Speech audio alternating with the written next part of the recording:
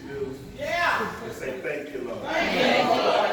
Yes, sir. I won't complain. Millions didn't make it. Yeah. I'm so glad. Yeah. I'm one of the ones that did. I may be still taking the medication, Yeah. but I'm so glad. When you think about everything that He brought you through, you don't need to tell nobody you did. All you need to do is say thank you, Lord. I want to know.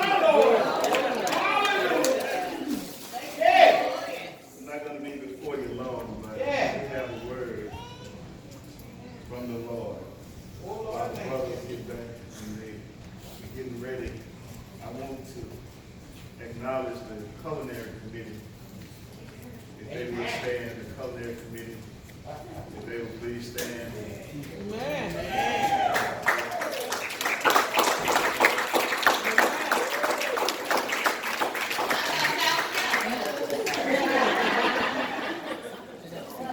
We patterned everything back there from the script y'all already said. Amen.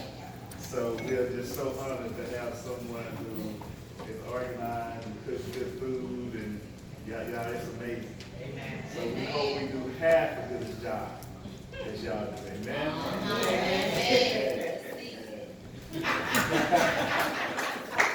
Now, I can't forget about y'all. Genesis 25. You would stand with me and turn to Genesis 25. We're going to have a small family talk, if y'all don't mind. Amen. Genesis 25.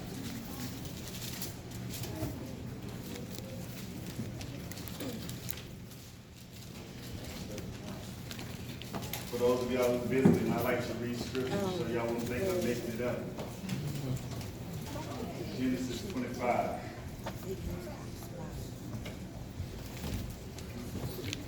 We're going to start with verse 7. Genesis 25. I'm going to start with verse 7. I hope that you don't have issues finding Genesis. Bible study at 7 o'clock on Wednesday.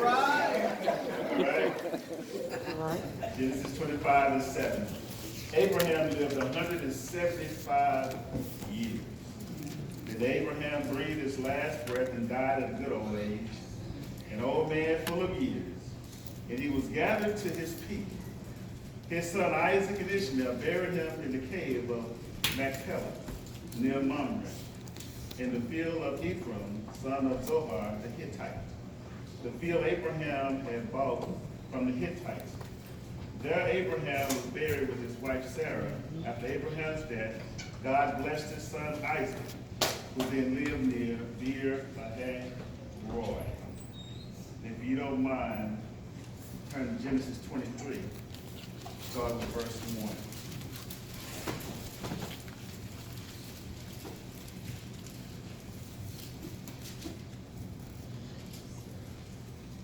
Sarah lived to be 127 years old. She died at Kiriath Arba, that is in Hebron, in the land of Canaan.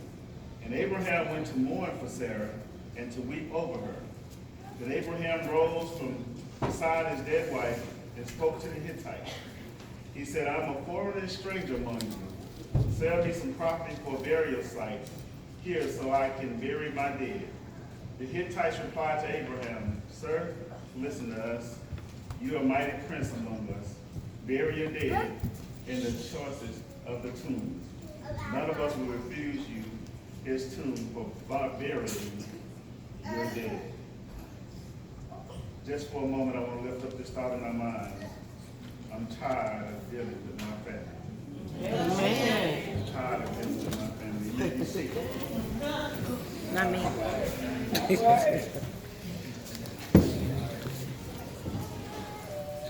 This is the third part of our series. I'm tired. First, we talked about King Saul being tired of his position. Being a Christian sometimes it puts you in isolation because you can't do everything that everybody else can do. Let me see, can I talk to some black people? There are some things you want to say, Amen. but because you're saved, you can't say it. Amen. Other people can get away with it. Say it again.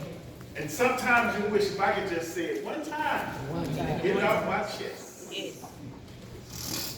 This action, when you're not in God, causes you to be tired.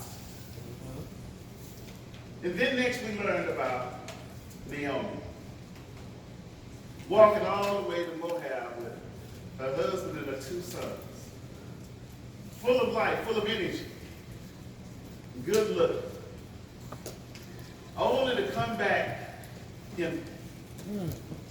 She lost her husband. She lost her 2 children. And she came back bitter. She was so bitter, she looked bitter.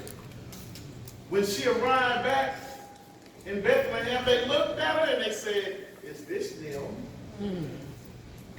How many of you know that bitterness will age you? Amen. She left 25, been over there 10 years, come back looking 65. Because when you don't drive bitterness out of your heart, it doesn't work on the other person. It works on you. Amen. And now we get to our third and final message. I'm tired of dealing with my family. The Bible says that a brother is made for adversity. A friend will stick with you, and you'll enjoy that friend. But when you get in trouble, family. Amen. You can be mad at your sister and brother all day, but let somebody pick on you. Amen. You're going to find out that we're family. We used to say, I can call her that, but you can't. Amen. We're family. We're going to go through some things. But you on the outside don't interfere with it. Well, I looked at how this thing started. Way back in the garden. Brother on brother crime. The first crime Cain killed Abel. So it's not a surprise when we see black on black crime, brother on brother crime. This has been happening for years. But there is a way in the Bible to deal with family. When I looked at the history of Jerusalem, Jerusalem has been attacked 52 times, has been captured and recaptured 44 times, and watch this, and besieged 23 times and destroyed twice. Historically, Jerusalem is the most violent city in the world. Here's the problem. It's the most holy city in the world. We have a problem. There is a fight between Jews, Islam, and Christianity. Amen. Fighting amongst each other. All 3 of them consider Jerusalem to be holy ground. So when you see fights overseas, in that country, watch this, it's a fight amongst relatives. It's one big family feud. One spot in particular came to my attention as I was going through this. It's known as the Cave of Machpelah. It's now in Hebron. This is the cave of the patriarchs. I read for your hearing that Abraham bought this burial site from the Hittites. Watch the patriarchs that are buried there. Abraham and his wife, Sarah. Then we have Isaac and Rebekah. and Jacob and Leah. All of them buried at this site. Now, Pastor, why is that so important? Because on this site is where all the violence is taking place. Follow me, if you will. The Jews, they understand this site to be where Solomon built his temple at that grave site. And you know the temple was beautiful. It was built for God. This is where the Holy of Holies was, behind the veil. Beautiful temple. But it got attacked and destroyed, not once but twice. Watch it. The temple has been built and rebuilt, and now there's a wall left on the western side. And all of the Jews go there to pray 3 times a day, even to this day. Because in their minds, this is where God resides. Watch this. The Muslims, when the temple got destroyed, they built a mosque on top of the ruins. Right there, on that same spot. And for the Muslims, they believe that this is where Muhammad ascended unto heaven, in that very spot. So for the Muslims, that spot is sacred. And now we get to the Christians. We know that spot. Let me see, can I help you? That's the spot where they nailed a young man to a cross. 33 years old. They nailed him and they hung him high. The Baptist preacher would say, and he died on that Friday night. But early Sunday morning, he got up with all power in his hand. So for that site, it is sacred to the Christians. Then why is it that it's the most violent place on earth? Can I help you? It's because Abraham was buried there. Watch this. All 3 religions, Judaism, Islam, Christianity, claim Abraham as their father. Yeah. The kids saying, well, Father Abraham had many sons. And many sons had Father Abraham, because God promised Abraham that I'm going to give you so many sons, so many descendants, that you can't even count. The stars in the sky, the sand on the ground, you can't even count how many I'm going to give you. Amen. We all are Abraham's children. Yeah. So when I look at this, there's a fight on that sacred ground from family members. Folks who are supposed to have each other back. Folks who are supposed to be there for one another. But not only are they fighting, they're killing each other. Suicide bombs. Shooting while people are praying. Oh, it gets violent in Jerusalem. How did this all start? Let me see, can I help you? I got about 10 minutes. Sarah, she was told that she was going to have a son. Here's the problem. She's past childbirth. So it made her laugh. The question is there anything too hard for God? So Sarah comes up with a plan, because God is taking too long. See, anytime you put the plan in your hands, we're going to have a problem. She come up with this plan. She said, I have a maiden, a slave girl named Hagar. Watch this. Come here, black people. She's from Egypt, and Egypt is in Africa. Let me try again. I have an African slave named Hagar. She's a black woman. If you have a baby with her, child, the baby, will be mine.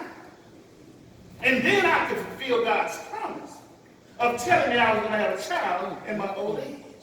Well, some of y'all who've been to church a couple of times know how this went.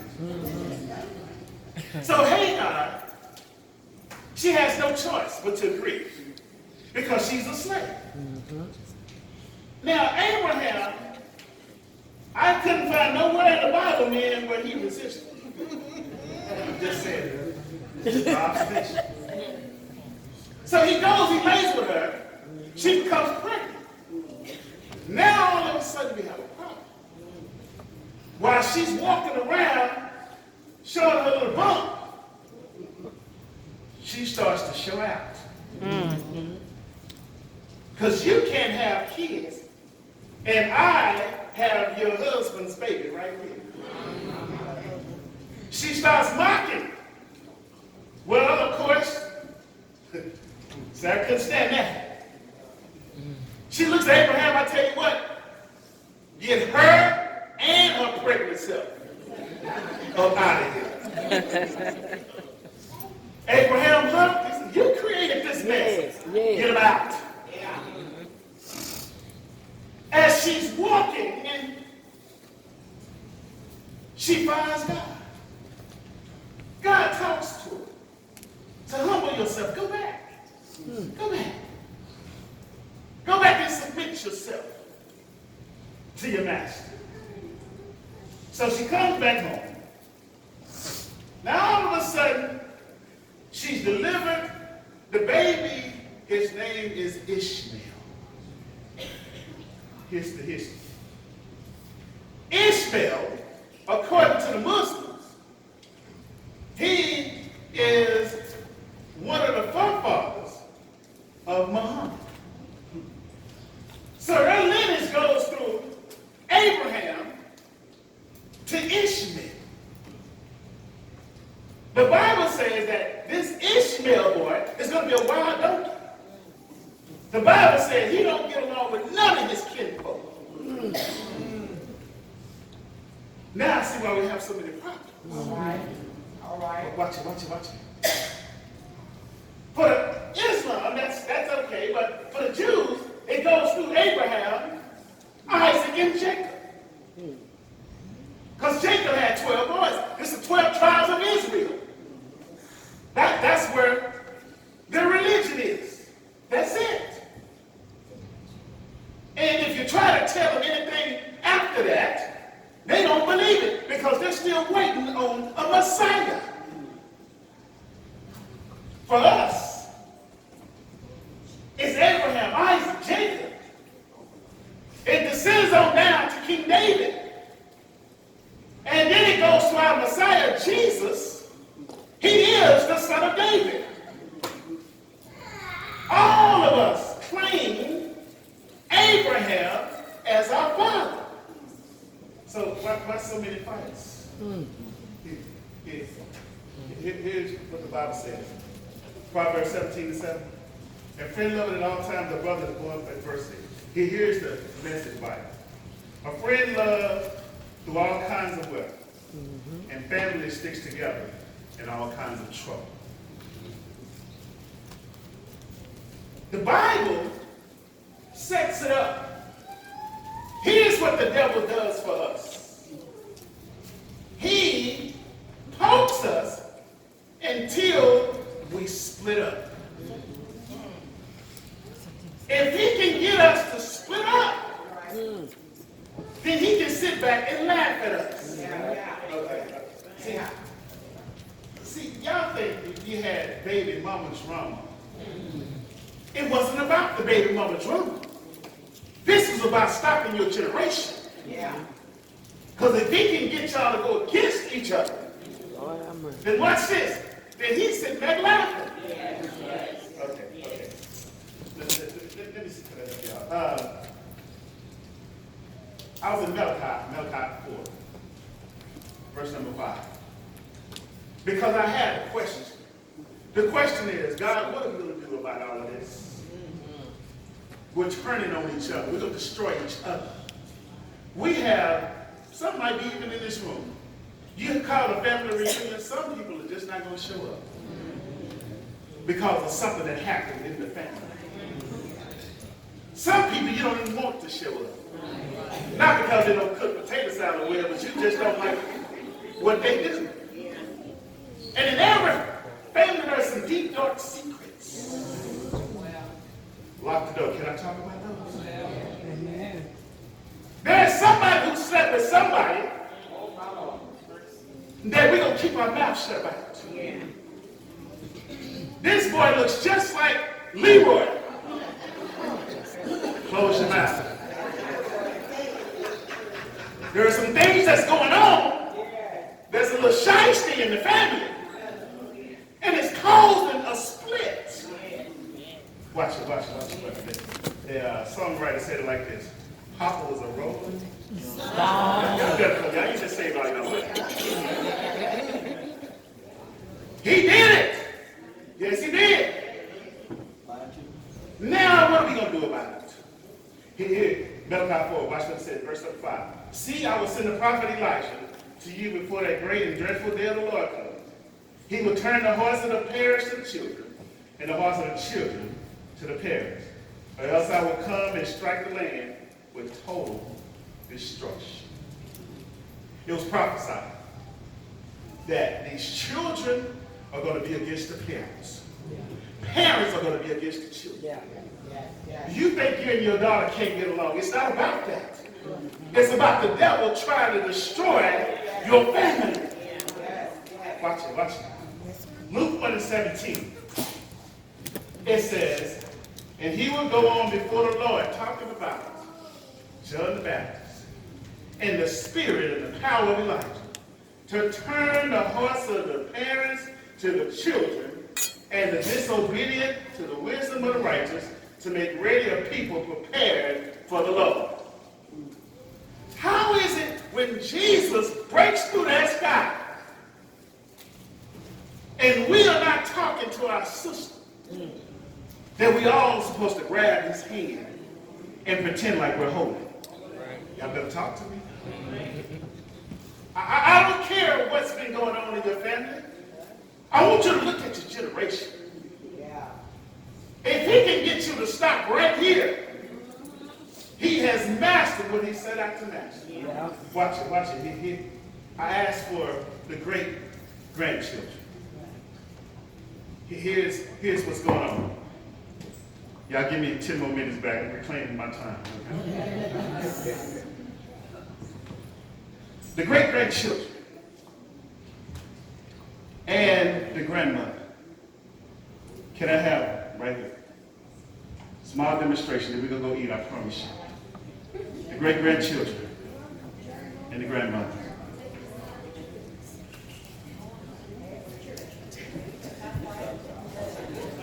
This is it right here. They can sit on this one. Y'all can just sit on the front first. Watch it. Y'all scoot down, let them sit. Y'all scoot down some to you. Y'all can sit over here if you want to. Watch it, y'all. This is what the Bible says. The Bible says that in order for us to get this right, we must turn back and look forward. Here's what's going on in our families. We have the great-grandchildren, and we have the grandmother, who are in two different worlds. This is what the Bible says. Watch this. The Bible says that grandmother keeps looking back on what we used to do. Y'all don't get mad at me. Read your Bible. Okay, here's what happened. Watch this. When the temple got destroyed, and watch this, and they built it back. And you remember how beautiful the temple was? But when they built it back, and they came back to praise God, the Bible says that the old people started crying. Because it doesn't look like the building we used to worship in. Oh, it said it just boo-hoo, like somebody had stole their car at the driveway. Not realizing that you got somewhere to pray now, you got somewhere to sing. It doesn't look like it, yes, but go ahead and pray. Watch this. Here's the problem. Okay. The great-grandchildren, they have tablets. Grandfather says, put that tablet down and get you a Bible. All right. Okay, grandmother, I got something for you. Here we go. Grandmother, put that Bible down and get you a scroll. This has been happening for generations and generations. They got it in a paper form now. Nobody else reads a scroll anymore. Because we're not together. Same word. But yet we're split apart. So grandmother is looking back on what God used to do. She was there. Watch this. When the Red Sea was parted. She was there living in the tabernacles. 10 after 10 after 10. She's been through it. She sang those all 100s. You know that. God me up. God break. She sang that kind of stuff. But the great-grandchildren don't know what put them through this barren land. Yes. Right. Here's why. They got everything they need. Yeah. They have the Jordans. Yeah. Come They on can now. sit anywhere on the bus. Nobody's denying them anything. The school right across the street, we still put them in the car and drive them up. Here's the problem. Yes, they're praying, but grandmother said they don't really know how to pray. All right. Why? Because they ain't been through nothing. Right. Uh-oh. All right, please. They're just saying words. Them songs they're singing, they don't really feel that. They don't believe that. Why? Because they haven't even been through the stuff that they're talking about. Have you ever had to pray and the bill wasn't paid? Amen. Amen. Have you had to pray and the food wasn't on the table? Yes, Lord. But all the kids know that I eat. And I never miss a meal. Yeah. Grandmother said, you don't know where that meal came from. And watch this. So here go the children. Children are saying, y'all are out of touch. Y'all still have an old church. Yeah. All of that standing up in the front, singing with no music. Where's the jump? Where's the get some movement in you? Because they're looking and they're saying, God is doing a new thing. Yeah. Grandmother is looking back saying, but he ain't finished with this yet. So we got a problem. It's a generational gap. So here's what Malachi said. Malachi said first, he said, the hearts of the parents needs to be turned towards the children. Okay, grandmothers? All right, here's what he said. I hate to pick on you, but you're the most mature one. Yes. You see and you know everything. It's time to start listening to their music to see what you can hear. Maybe there's something that reminds you of something that you used to listen to. Yeah. You can't get back past the fast beats and because you can't move the way you used to move. Here's the problem. You used to move that way. Yeah. Here's what the great-grandchildren are saying. Y'all please lock it up. Don't get mad at me. Watch this. Great-grandchildren are saying, y'all getting mad at us for something, watch this, you used to do. Say it again, Pastor. Say it again. That's called being a hypocrite. Oh. I told you I locked the door. Every time I do something, you want to criticize it.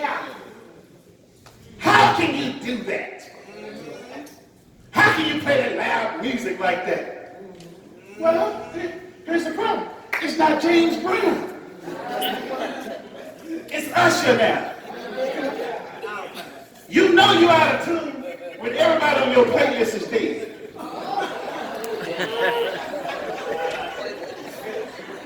I really thought I was in tune. Because I was listening to Michael Jackson. Then I had to realize Michael Jackson dead. Kids, what are y'all y'all listening to? I need to hear something going on here. Amen. Watch this, watch this, watch this. The kids, if we're not careful, they're looking back at us and they're saying, if you don't support me, Yes. They will out there. Yes. Yeah. but here's the problem, here's the problem. They're going somewhere and they don't know where they're going. Why? Because they don't know where they came from. Praise the Lord. Grandmother, you have to tell them where they came from. Yes. In order for them to know where they're going. Yeah. If you don't say anything to them, then that's going to lead to destruction. Read Malachi. Yeah. It's to destroy us. Watch what it says. So it says that the parents must turn first. You're the bigger person. Quit talking about your granddaughter. Quit looking at her clothes. Because you used to wear them too. Say it again. Amen. If you cultivate, this is what the Bible said. The Bible said, let the old ladies teach the young. Yeah. Glory to God. But you can't teach them talking about them. Amen. So she had a child out of wedlock, right? Let's go back to your history. Ryan, your take. Why don't my uncle have their same last name? What happened? Right there. Because grandmother had a child. Y'all gonna help me? Yeah. Out of wedlock. Out of way. But she get mad at you. Because she's pregnant from some little knucklehead.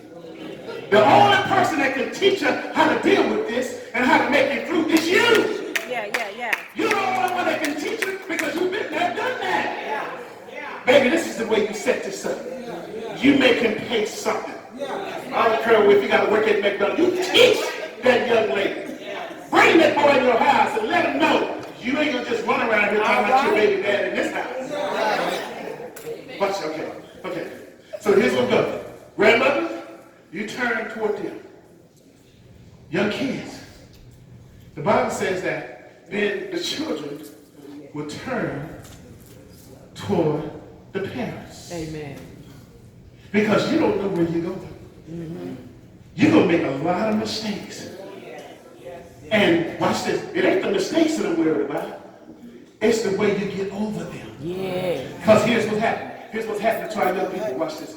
They get into the same situation that we got into. Yeah. Except they're blowing their brains out. They're jumping off of cliffs. Yes. They're killing each other. Nobody has taught them how to sacrifice. Because they've always had everything. Yeah. So the moment they lose one thing, they go it off on everybody. Watch this. This is something that really was profound to me. Looking at my black history, I wondered, how in the world can you sit there and let people hit on you? Watch this. Y'all know what I'm talking about. Some of y'all older. They used to practice that. They would set up practice at church and would hit each other and spit on each other. Yeah, it looks like, what? Oh, I couldn't do that. That's because you're in that generation over there. But there's a generation that knows what I'm talking about. Yeah, they used to have to practice that. In other words, when I show up, this is no surprise to me. Yeah. This is what you got to teach these grandchildren. There's something that's going to come up. Okay? And you want them singing songs like Mama said there'll be days like this. Yeah. She taught me this.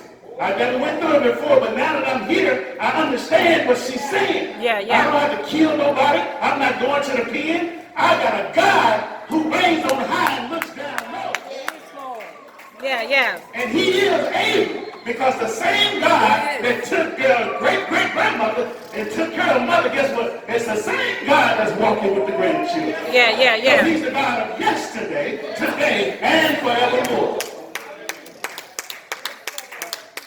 I'm closing, brother. Go get the food ready. I'm closing. We have to come together. Yes, Lord. Right now, there's somebody not speaking to somebody in their family. Yes. Okay, I understand. They did it. Yes, they did it. But it doesn't have to do you. I'm tired of going to funerals where people are not talking to one another. Lord have mercy. I'm tired of going to funerals where we just found out something. Because this boy, he looks just like Daddy. Y'all, it's time. It's time to come together. When we come together, we can work out the differences. Watch this, here we go. I'm back in the Bible. Y'all thought I lost my place here. Watch it. Genesis 25. The Bible says that Jacob, watch this here. When you get to the Bible and Jacob's there, and Jacob is looking around for somebody. Yeah. Because he knows he has a family. It's right here in the Bible. Watch it. He has a family, y'all. Watch what it says. Abraham's dead. God blessed his son Isaac, who lived near Beer Lahai Roy. Watch this. Isaac had a brother named Ishmael from another mother. And the problem is, his mama let her jealousy destroy him and his brother's relationship. But the Bible says that Abraham was buried, watch this, by his two sons, Isaac, Ishmael. Watch this. Isaac lived in Beer Lahai Roy. When God looked down on Hagar, when Sarah kicked out the second time, because the two children were playing with one another, and she didn't like it. She kicked them out into the desert. God came to Hagar and said, don't worry about it, I'm going to bless your child. And that city is known as Beer Lahai Roy. So when Abraham died, his son went to go find his brother and his stepmom. I can just imagine him saying, I didn't have nothing against y'all. Right. That was my mama. Yeah. Because mama didn't want me talking to y'all. Then I wasn't supposed to talk to y'all because I make my mama mad. Y'all, it's destroying us. Yeah. I'm talking real now. Yeah. Well. There's no shame in it. It happened, okay. But it's time to come together. That's right. That's right. That's right. I wish I had the hooping and the hollering and all that. I don't have that today. Yes. Because I'm looking at families being destroyed. Mothers mad at children. Children's mad at mothers. Haven't even called and checked on grandmother.